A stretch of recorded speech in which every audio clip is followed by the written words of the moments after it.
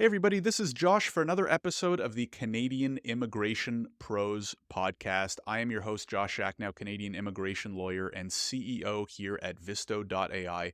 Very excited today to be joined by Emilia and Christina from Sisu Legal. Emilia, Christina, thank you both very much for coming on the show today. Appreciate it. Normally, this is a one-on-one. In this case, we get, double, what's the expression? Twice the amount for half the money? I don't know. Double Two trouble, for the maybe. price of one. Or double the trouble, another way to put it. Just to get started, Christina and Emilia, could you introduce yourselves and tell us a little bit more about what you're working on and more about Sisu Legal as well? Sure. Thanks, Josh. My name is Christina Loback. I'm one of the immigration lawyers at Sisu Legal. Like Amelia, I am a cross-licensed immigration lawyer. I'm licensed in Ontario as well as Michigan. Prior to returning to law practice and joining Amelia at Sisu Legal, I worked as assistant dean at a law school and the director of the Canadian and American dual JD program at another law school. So I definitely have had a lot of immigration in my background prior to joining Amelia, and it's really exciting now to focus our practice really on the cross-border aspect of immigration law. So we're positioned right at the Canada-US border, Windsor, Detroit. So we get a lot of really cool cross-border cases and cross-border fights that come to us. So it's a privilege to work with Amelia on them today. Awesome. Emilia, do you want to jump in and add some of your background as well? Sure, yeah. I was born in Honduras. So that was sort of my first immigrant experience as a child when my family moved to Canada. And then as an adult, I married an American. So I got to experience immigration as an adult as well.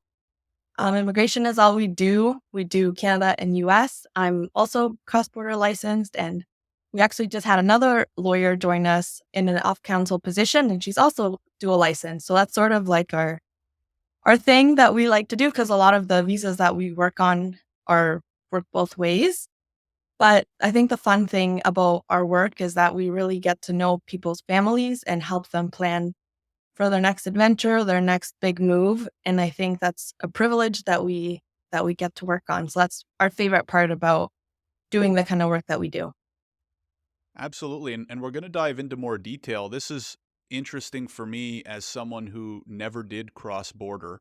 I am licensed in Ontario, and I can't imagine having to manage licenses in more than one, province, territory, state, whatever. So, anyways, might be interesting to hear about that.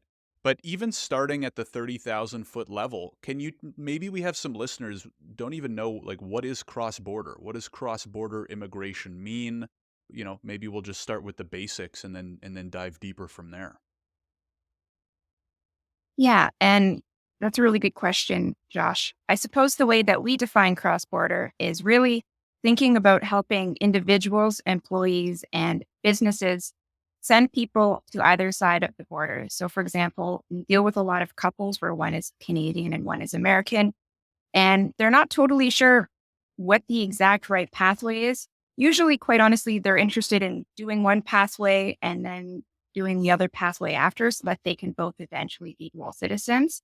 So the fact that we do both really helps them understand the pros and cons of each approach. Similarly, a lot of businesses approach us where perhaps they're based in Windsor, but they're expanding to the Detroit or Michigan area. And they really don't understand how to do that from an immigration perspective, what makes sense for them, how to either do that as an investment type visa or an intercompany transfer. We call those L's in the US. So we really talk them through that process so that they can make informed decisions. And then, of course, we use CUSMA or USMCA, depending which side of the border you're on, quite a bit because there are a lot of people in the Windsor, Detroit area who live on one side of the border, but commute regularly to the other side of the border for their work. So we do quite a bit of TNs or LMIA exempt work permits for people who might fit into some of those categories. Very cool. And it makes so much sense, and it sounds like such a value add being able to cover both. Like, as a Canadian only licensed lawyer, it was very easy for me to work with clients who they just had to figure out how to get into Canada, right? But for those scenarios that you kind of alluded to where maybe they're kind of weighing the two options, right? Should we live in Canada or should we live in the US? or maybe you're a company that brings a lot of people into Canada, but then also has to move people back and forth, right? So just having that duality sounds like a great value prop for potential clients that fit into those situations. How did you both get into it? How did you and is it easy? I mean, the other thing that pops into my head is it can be tough enough as it is these days, especially to keep up to date on immigration law within one country, right? Let alone two. Do you both do both countries? Does one of you do more US and one do more Canada? Like how did you get into the dual element? And is it that much harder to kind of keep up with two at the same time? I think, yeah, I think that's part of the reason why we've had to limit the type of visa types that we do, because it is, even within Canadian immigration, there's so many things to keep track of, and it's an area of law that changes so often that we felt that we could serve our clients best if we really focused on these cross-border type options. So we limit the types of cases that we take on in order to be able to serve clients better in the cases that we do. And then we do, I think, have different preferences for the types of case types that we work on. So we've definitely, you know, we sort of let each other take the lead. We always collaborate because that's sort of one of the things that we enjoy with working with each other, is having another set of eyes and someone to bounce ideas off of. But we definitely each take the lead depending on our preferences and what we enjoy doing more. Right. And that makes a lot of sense and something that I see a lot of younger or earlier practitioners kind of going out on their own. I think one mistake that you can kind of fall into is trying to do everything for everybody, right? And one of the problems with that is there's too much to know and learn, right? Like if you have to stay up to date on every area of Canadian immigration law, just as a starting point, you're going to be busy, right? Like you got a lot of stuff to keep track of and to become an expert in all of that would take a long time as compared to the process that the two of you took, which is okay, even though we're covering two countries, we're still going to have a narrow focus on the types of applications that we do. We can become very knowledgeable in those. We can stay up to date on those and just offer, really good services when those clients come across our desk. You know, Easier said than done once you're more established, right, and have more business coming in. But I think that's the way to go. How did you kind of come up? Like, did you learn that the hard way, kind of like I did? And or let's say someone does come across your desk that doesn't fit. Do you kind of have a network of lawyers that you know that you refer out to? How do you handle those? Yeah, I think Amelia should take this one because she sort of took the charge on really telling me that we needed to niche down. She's a strong believer in that. And I was a little more uncertain about that. And she sort of made me a believer as well. Yeah, I think sometimes it can be hard, especially at the beginning when you have that mentality of, okay, it's better to just take any file because we have bills to pay, before you get the ball rolling. But I think a big learning experience for me was sometimes when I would do that, I would always regret it because when you're not familiar, those files don't tend to be profitable. So unless you're intending to add it into your rotation fully, then I think it took like a couple of bad files, bad for me because it wasn't my area of expertise, to really get through that. And I think the other way that Christina and I have sort of, because even though we are like we're pretty focused, we are open to sometimes adding more depending on once we start seeing that there's a lot of demand. So an example of that is we started seeing more and more demand for investor or larger business immigration than what we were doing. We were sort of focused on smaller businesses. And so what we did from that is that we brought a lawyer on as of counsel, and that's her expertise. And so now we're sort of able to collaborate with each other, and we collaborate, we had different strengths. And so we collaborate with the areas that we're stronger in, and we look to her with the areas that she's stronger in. But even with that relationship, we still have files that are fully just, you know, we're not taking on as a firm. Someone else is taking them on, and we love having strong referral relationships for the case types that we don't take. And I think the clients are served better, other lawyers are better off with it, like doing the things that they enjoy, and it's also more like profitable from a business sense. Absolutely. And I say the hard way because I have the exact same experience, which was, I mean, easy to say, right? Early on, when, like you said, you got bills to pay, maybe you do have to take a few extra files you don't love because you quite literally have that bill due at the end of the month. But as soon as possible, I would highly recommend, and kind of echo your sentiments. Pick a couple types of programs, right? For example, economic immigration or business immigrant or international students, and kind of, at least at the beginning, stay started on those.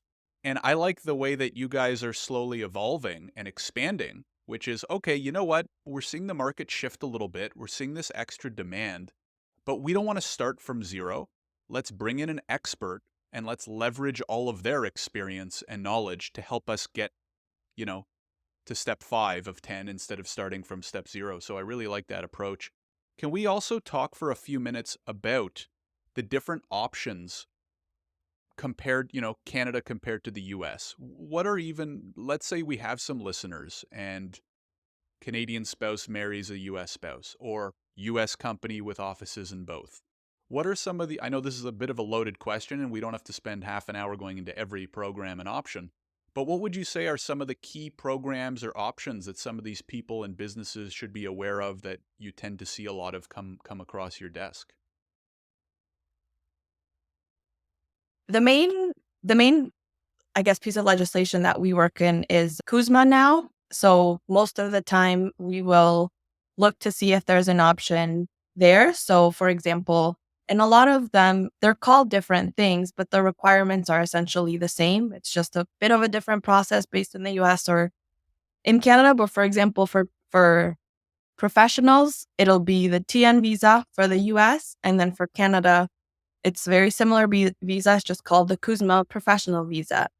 Then for larger companies that are looking to transfer their employees from one country to the other, it'll be the L visa for the US and then an intercompany transfer for Canada. So those are similar. And then the other one that's very similar for both sides is for people that want to start a business in the US or start a business in Canada. It'll be an investor visa in Canada and an E1 or E2 visa in the US. And the other great thing is that there's also other countries that have free trade agreements. So that's sort of where our focus is where we can get You can keep going. I mean, where we can listen, get post-COVID, babies, dogs, yeah. animals, it's all the I norm now, apologize right? about that. Where we can get LMIA exempt. So LMIA is one of the Mm. things that we don't do at Sisu.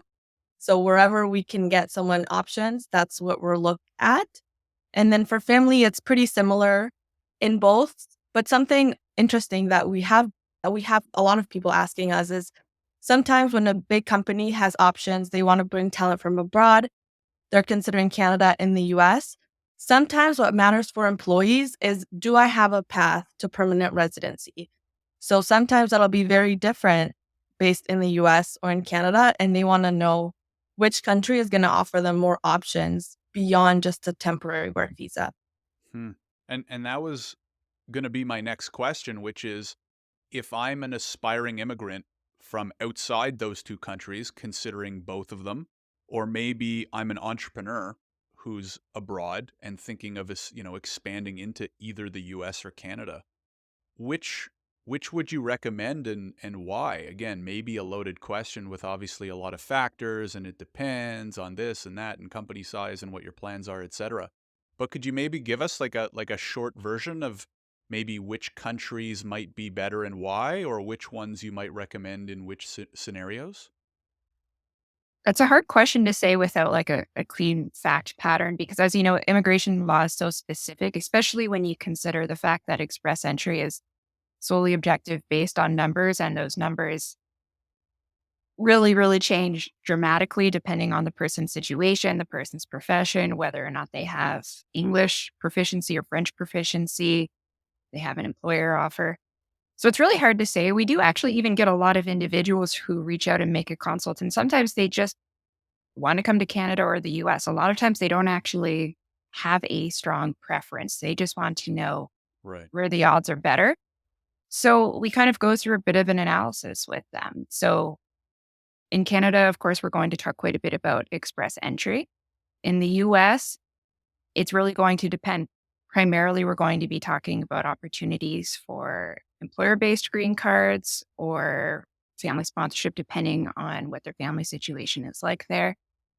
Generally speaking, it means getting them to one of the countries on a temporary visa of some sort and then transitioning to permanent residence and trying to come up with a plan.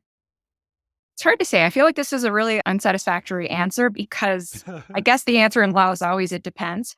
And that's my I'm for you certainly used to now. that.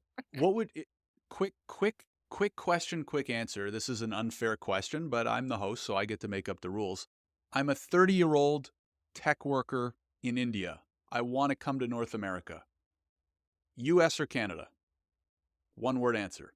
I'd probably say Canada simply because right now, You the broke the way rules. that it You works in only the got one US word. for green cards is that the country of origin sometimes, depending on what the country is, really impacts their ability to get a green card quickly. And India is one of the Right. countries where you're going to see a fair bit of retrogression in terms of the priority dates. So, off the top of my head, that's what I would say, but it depends, Josh. Emilia, I Canada or also want to US? add, I'm going to make the case for US simply because Oh, wow. I sometimes, love it. Two and this is different what I'm going to answers. say, and I just picked the opposite of Christina. I agree with all of the points she made. But sometimes I think when we think of family in North America, we think about our nuclear family. But in a lot of countries, extended family is just as much a part of that. And a point for the US is that it allows citizens to sponsor parents without caps. And Mm, that's not the case in Canada. And for some people, that's enough to make the wait worth it. So right. I think Right. that's a perfect example of why, like, it really depends on each person's priorities. I guess Christina's counter to that could be, well, how long is it going to take an Indian citizen to get citizenship in the U.S.? But again, I made an unfair question, so I'll. It's very interesting because from what I understand, not knowing much at all about U.S. is it can be very hard to get PR. Right? It's one thing to think about the temporary resident options, but then, like you said, what a lot of people are thinking of is, okay, but if I'm going to uplift my life and move it to one of these countries, is there the potential to kind of settle in the long term, to get PR, to get citizenship, et cetera, et cetera. So anyways, if you are one of those people, book a call with them. We'll have info on where to find them at the end because it's always an it depends.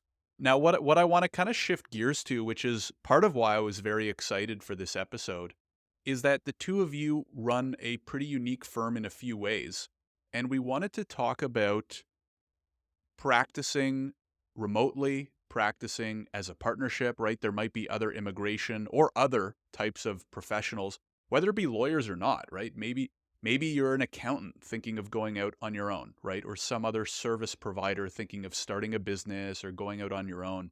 Would love to hear about how your remote practice kind of got started. Was it harder than you thought? Was it easier than you thought? Do you think that you're missing out not having a physical office? What's that experience been like? Initially, it started because it was COVID. And so it was really difficult to, I mean, it really, there wasn't a lot of choice with setup. Christina's experience at the law school, I think at the beginning, and correct me if I'm wrong, Christina, but she was a bit hesitant with, I guess, what that would mean and whether we would still get enough interaction with other people and how that would work. But I think we're both really happy with how it works. We're still able to connect with other professionals and clients in the way that we were. We're on in different countries, so it also is what works from that perspective. But yeah, essentially we have office space on both sides of the border, but we work mostly remotely, mostly with our clients. It's all electronic. So most of our consultations are virtual. And then from there, our process from start to finish is virtual unless there's a reason why it can't be. Or, sometimes Right. older clients, I think, are the ones that push us the most for in person, and we will do it sometimes, but it's not our norm.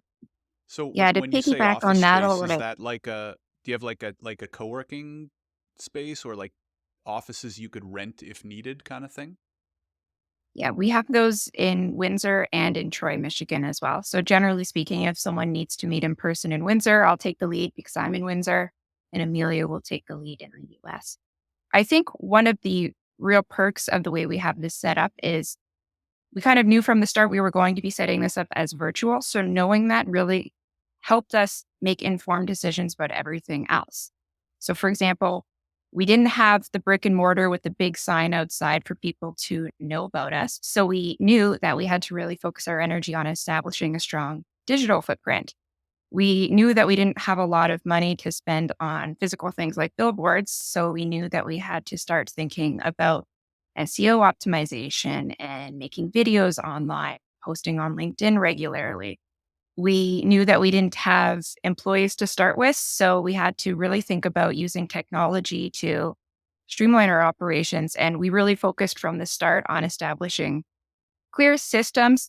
We started with intake and we moved from there so that we could really do things as streamlined as possible and really just with the click of a button. So that's really kind of informed all of the decisions that we've made about our practice moving from there, knowing that it is primarily a remote operation. Right. Yeah, I mean, I think one thing that COVID did was kind of moved everything along much faster. I think if COVID didn't happen, we'd still be where we are right now, which is where everybody is way more remote. It just maybe would have taken an extra, I don't know, what, 5, 10 years, right? COVID kind of Yeah. pushed everybody along and said, oh, hey, if we don't have an office, the world still spins around and we can still get all this stuff done. Back when I practiced, I was similar, and this was pre-COVID. I had no office. Once in a while, I would use, co-working spaces and stuff like that. And believe it or not, if a client asked to meet in person, I would just say, sorry, I can't. And they'd be like, okay. And then they would hop on Zoom with me. You know what I mean? So maybe some people are hesitant because they think if they don't have that in person presence, it's like they got no shot, right? What would you tell? Maybe there's some lawyers or consultants or accountants or whoever out there, and they're thinking about starting a new firm or a new practice or a new business or whatever you want to call it. What would you say to them if they're kind of unsure about whether they can do it remotely?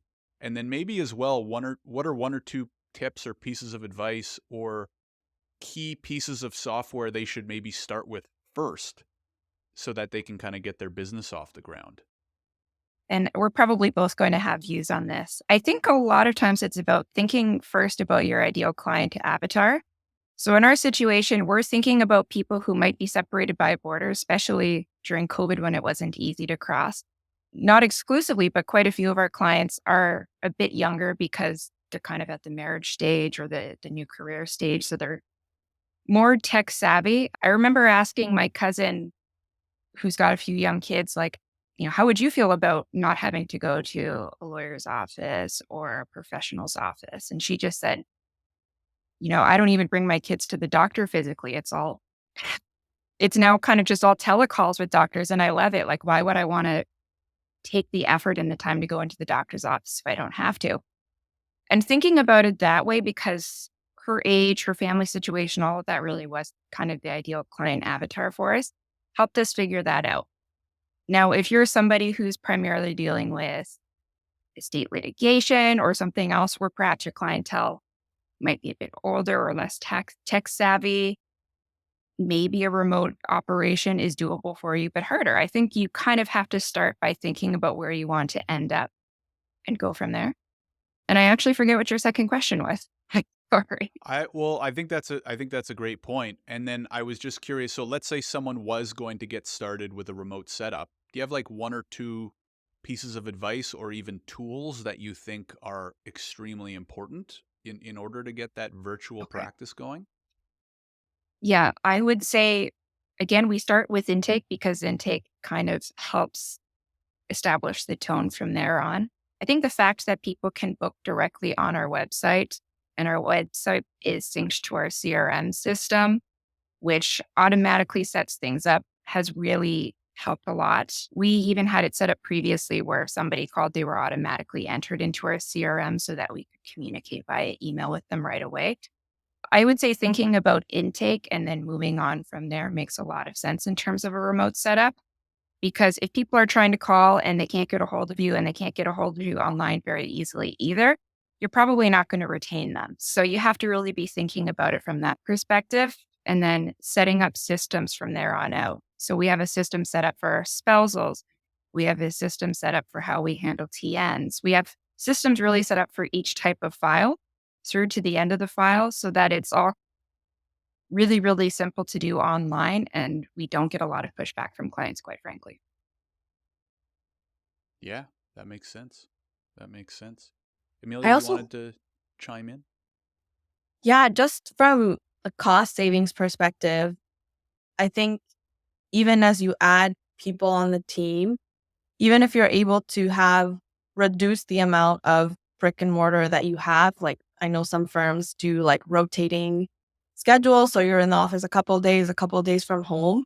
I think that can be a huge cost savings for, from a business perspective. And then, yeah, I think from that, the other thing though, like on the other side of that is that it was important for us because so many people find us electronically. It was important for us to have spaces that would still comply with Google so that we could still have a Google My Business address because a lot of our clients, that's how we get reviews. That's how a lot of local people find us, especially. So I think sometimes if you don't have any space at all, then it can make it harder, especially at the beginning for people to find you, people around. So I think I'm really happy with the bit of balance that we have. We have somewhere that we can go work at if we want, and we still have a lot of the perks that come with having a physical space without a huge overhead. Right. Yeah, and I mean there's so many options now too for virtual offices that'll provide you with a business address, co-working spaces where you get X amount of hours per month in their boardrooms and stuff like that. So certainly over the last few years the options have become a lot better, right? Whereas like 10 years ago, be like what the heck's a co-working space, right? So definitely a lot of great options out there. I think that makes a lot of sense. I want to talk a little bit about the partnership itself, right? Because maybe we have some people out there thinking of starting up on their own, but maybe a lot of them have a colleague, a friend, someone that they might. I'm assuming it reduces the stress a little bit having somebody else, going along on that journey with you. So I'd love to hear a little bit about how did the two of you meet and how did this partnership, like the legal business partnership, obviously we don't have to go into super details, but like how did that come to be? We've known each other since law school, actually. Emilia was a Oh, year wow. behind me, but we still knew each other and we communicated a fair bit. And then once Emilia started articling, she was articling at the same firm as one of my best friends. So again, we stayed in touch. So I would see Emilia at, baby showers, weddings, lots of different kind of social events in the Windsor area. And we stayed in touch.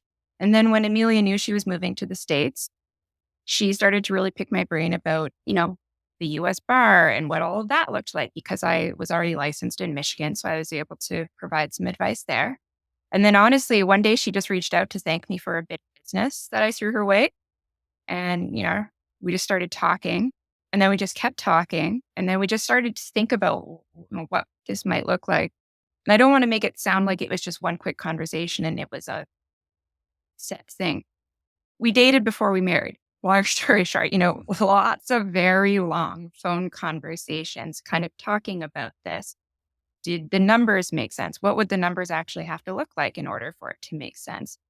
What were each of our individual strengths? So, I mean, my background and my strength probably center more on the operations piece. I'm very kind of numbers oriented and systems oriented, although I do enjoy the creative aspect of making videos and doing things like that. Amelia's kind of a visionary, like she's big picture, has lots of big ideas, but she needs help kind of making them make sense and putting them in place into the scale that would work for us.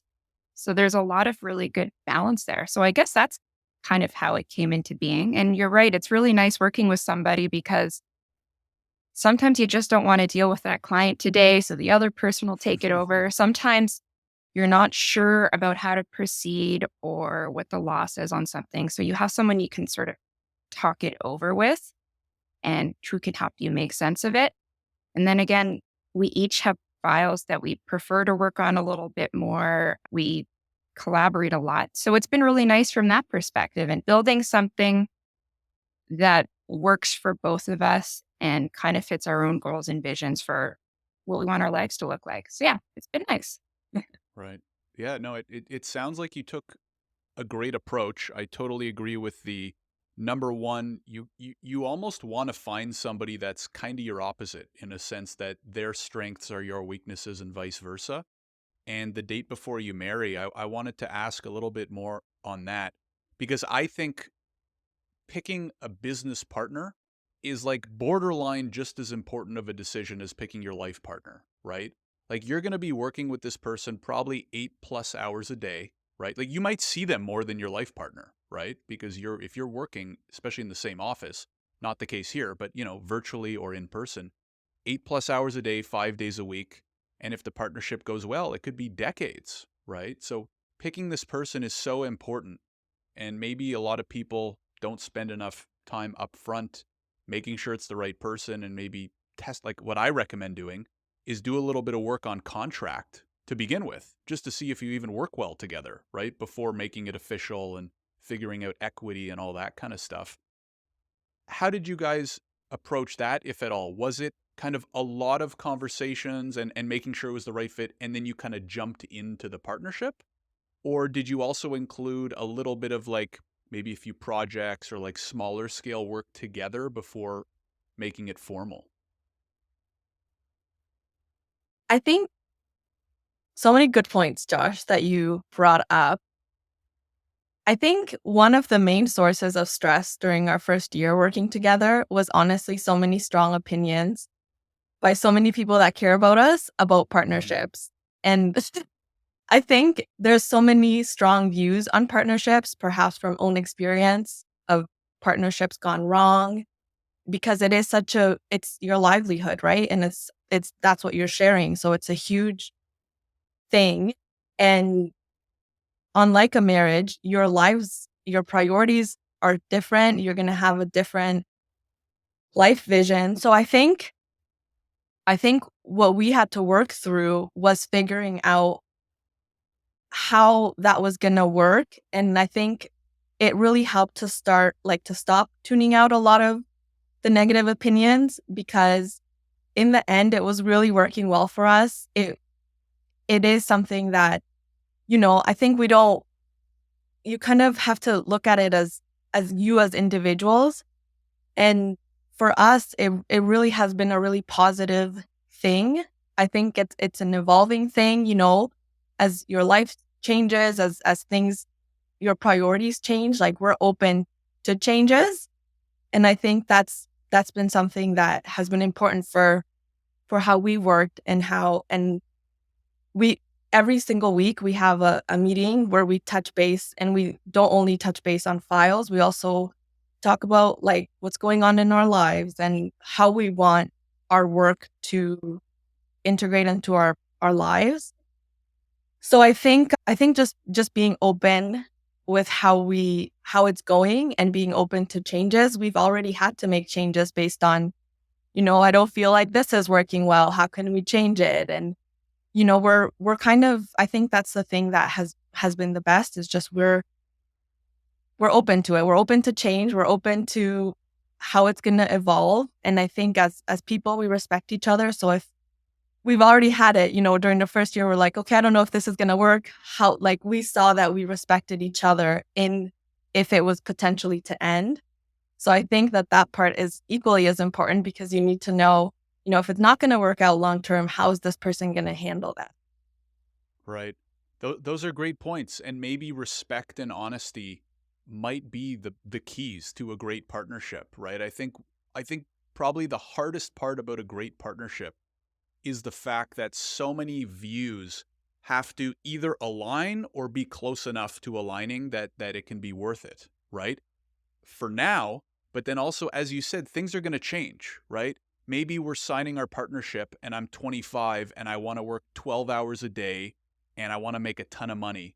And then 4 years later, I'm getting married. I'm having kids. I want to take the kids to school at 8:30. You know what I mean? So all of that can change so much beyond just the business stuff. The market shifts, the demand changes, pricing, this, all that kind of stuff. So it's a great way to put it.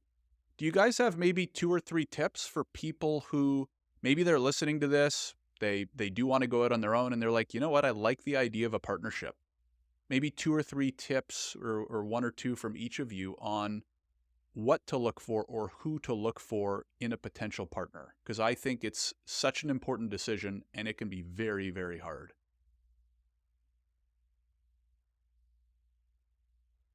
Why don't we each do some, Christina? Okay, I'm trying desperately to think of something.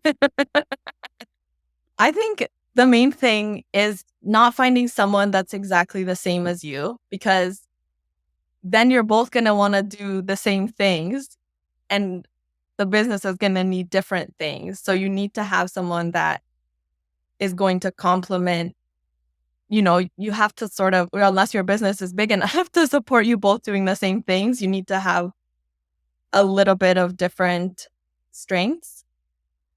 And then trust, because it sounded like a lot of the breakdowns can sometimes lead to trust, like because of trust issues. And then I would say the last thing is I'm really happy we had a lot of the difficult conversations up front. So, that tends to revolve around money. How are you going to split up money and how are you going to divide the workload? And then when there's disagreements about that, how are you going to deal with those? Because no one likes to have uncomfortable conversations. We don't enjoy them as much as everyone else, but it's better to at least know and go into it with open eyes than to just leave them to the side and then find out once you're fully together. And I think from our structure, I like that we operate in association, so that gives us a lot more flexibility Mm. than if we were a true partnership. And that's partly because of we live in different countries, but that's something that has worked really well for us as well. Yeah. And I mean, I think a lot of what Emilia just said kind of boils down to the concept of flexibility as well. So you need to have a plan going into it and an understanding of your strengths, but you also need to be flexible enough to recognize that life changes and evolves. Even simple things like, you know, maybe Emilia's kid isn't feeling good that week. So she needs somebody who's willing to help her out that week a little bit more with file work. Or maybe, you know, my cat's in the background. Maybe I need to bring my cat to the vet that day as an emergency. So Amelia needs to be able to cover my consults. So the flexibility there, but also flexibility in terms of some of the things that you enjoy doing. So good example of that is when we started, we were pretty clear that Emilia was going to be primarily the marketing person, but I was going to write the blogs that go on the website each week for SEO. And then as we got talking like 6, 7 months in, we realized that I was finding writing blogs really stressful each week. It was taking me so long. And Emilia like hated filming videos, which I thought was really fun. So it was like, well, why are we dividing the work this way? Let's just change it. I know Hmm. we said this is how we're going to do it, but this will make us both happier. So being flexible enough to make changes along the way and recognizing if your potential partner has the traits necessary to be flexible. Sometimes you can tell that a person's a little too rigid for that. So thinking about that Yeah, as well. absolutely. I think the only thing you know is that there's going to be hard times and that you're going to have to evolve. So if you can't find somebody that you like enough and respect enough and trust enough when things get hard, because at some point they will, you might be in trouble. So anyways, that's great advice. The last question I had for both of you is going back to those, practitioners, professionals, people who they've been thinking about going out on their own for a while and they just haven't pulled the trigger for a variety of reasons. What would be one piece of advice you would give to that person who's thinking about it right now? I'll go first because this is the one piece that kind of blew my mind when I started to think about it. And I see it a lot of times when I talk to people thinking about it. Do the math. I think people think that it's going to cost them more money and they're going to have to bring in way more files than they actually do in order to be profitable. But if you start by figuring out, okay, how much money do I need to live comfortably? Okay, that's at least how much I need to earn. Lean operations, what are those systems going to cost me? And how am I going to price my services? This is a little easier in sort of an immigration flat fee situation. Obviously, it's a little bit harder if you're docketing your time. But once you do the numbers, people tend to be mind blown. It's not as much of a hurdle as they think to become profitable. You're not going to be profitable day one, of course, but it's not going to take you years to be profitable either. So I would say the number one piece of advice for people is before you dismiss the idea, do a little bit of math and see if it's something that actually could work for you. Most people are surprised to find out that it could actually work out better for them than a 9 to 5 job would.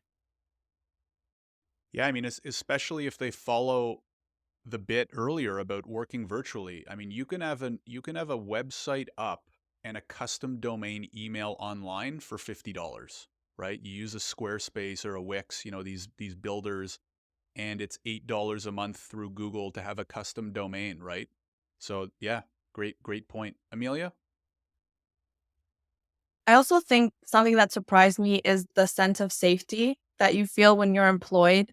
You tend to, at least I tended to overemphasize that. Like you feel because you're employed, you can't lose your job, you have a steady paycheck.